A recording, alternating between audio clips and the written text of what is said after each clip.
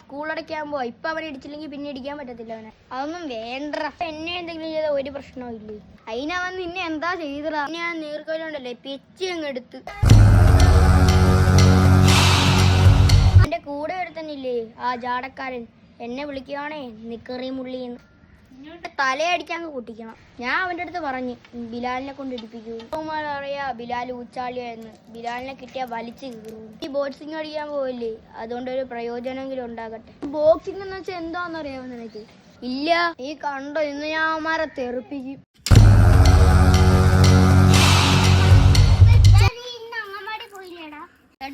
ബിലാലിനെ വിളിച്ചോണ്ട് അവൻ ബോക്സിംഗ് ആടാ.